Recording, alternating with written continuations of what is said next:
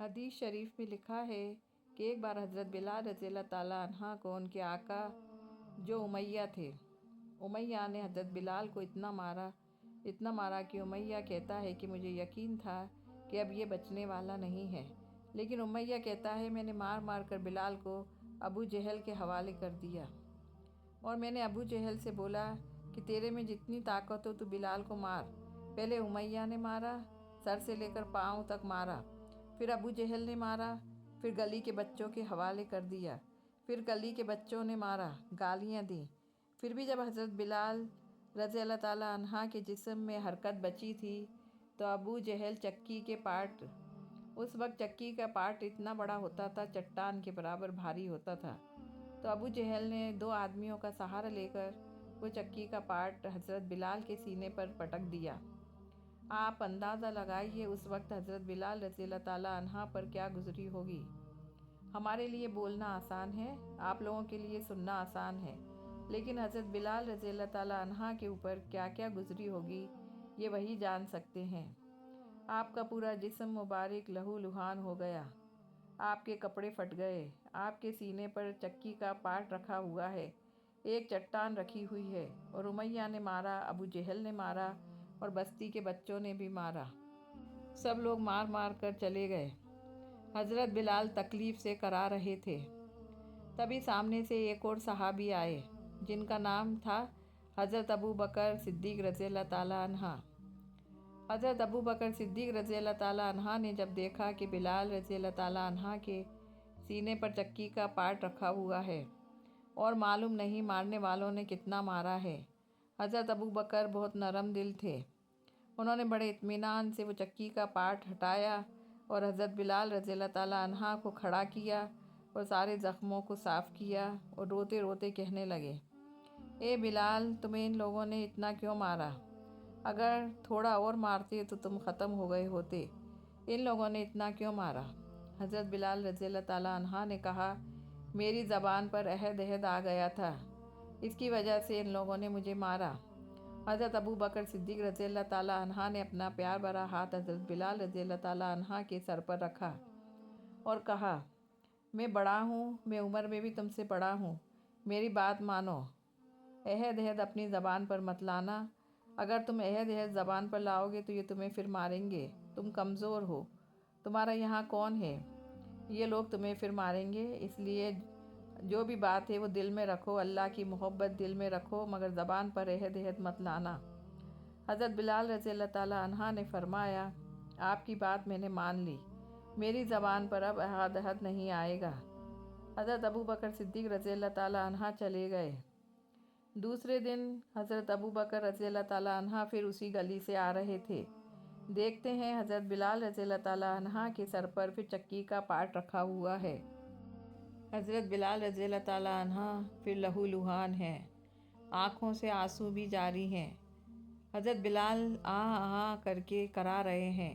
حضرت ابو بکر رضی اللہ تعالیٰ عنہ آئے، چکی کا پارٹ ہٹایا اور حضرت بلال رضی اللہ تعالیٰ عنہ کو اپنے سینے سے لگایا، سارے زخموں کو دھویا اور کہا، بلال، آج تمہیں ان لوگوں نے کیوں مارا؟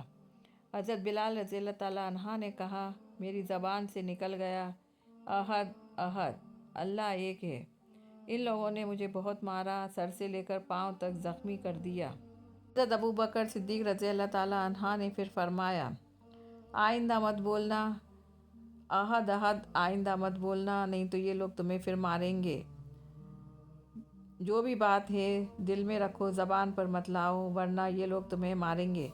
حضرت ابو بکر یہ کہہ کر جانے لگے تو حضرت بلال رضی اللہ تعالیٰ عنہ نے ان کے کپڑے پکڑ لیے اور بولے، میں بہت زخمی ہو گیا ہوں، انہوں نے مجھے بہت مارا، سینہ بھی زخمی ہو گیا، چکی کا پارٹ میرے سینے پر رکھا نہیں تھا، چکی کا پارٹ ان لوگوں نے میرے سینے پر پٹکا ہے، میں بہت زخمی ہوں، مگر میں ایک سوال پوچھنا چاہتا ہوں، آپ نے مجھے کہا احد مت کہنا، میں صرف ایک سوال پوچھنا چاہتا ہوں، آپ جواب دے دو۔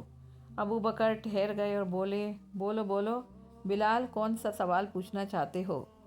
سوال یہ ہے، اے ابو بکر، آپ جب بازار میں جاتے ہو اور آپ کو ایک مٹی کا برتن خریدنا ہوتا ہے۔ حضرت بلال روتے روتے بولتے ہیں، اے ابو بکر، ایک معمولی سا مٹی کا برتن خریدنے جاتے ہو تو اسے ٹھوک ٹھوک کر دیکھتے ہو کہ برتن کہیں پھوٹا تو نہیں ہے۔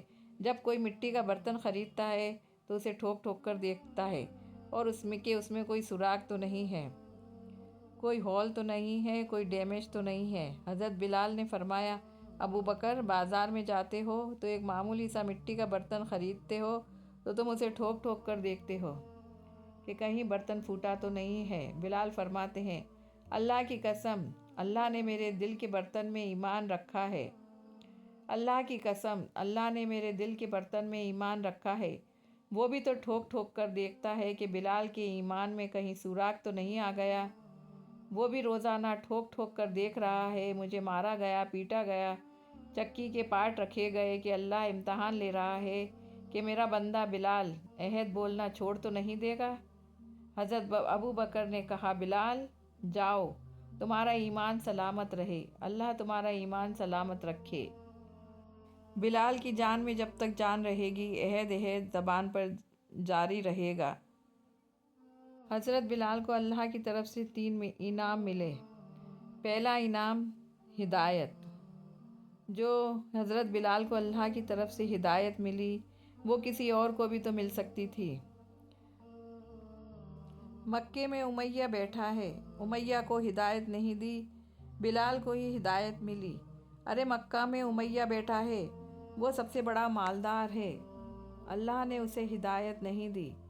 اور مکہ میں ابو جہل بیٹھا ہے جو سب سے بڑا چودھری ہے، مکہ میں ابو لہب بیٹھا ہے جو سب سے بڑا خوبصورت ہے، اللہ نے کہا مجھے انعام دینا ہے، میں چودھری ابو جہل کو بھی نہیں دوں گا، مجھے انعام دینا ہے، میں مالدار امیہ کو بھی نہیں دوں گا، مجھے انعام دینا ہے، میں خوبصورت ابو لہب کو بھی نہیں دوں گا، میں انعام دوں گا تو کالے کلوٹے حبشی بلال کو انعام دوں گا۔ اللہ نے ہدایت حضرت بلال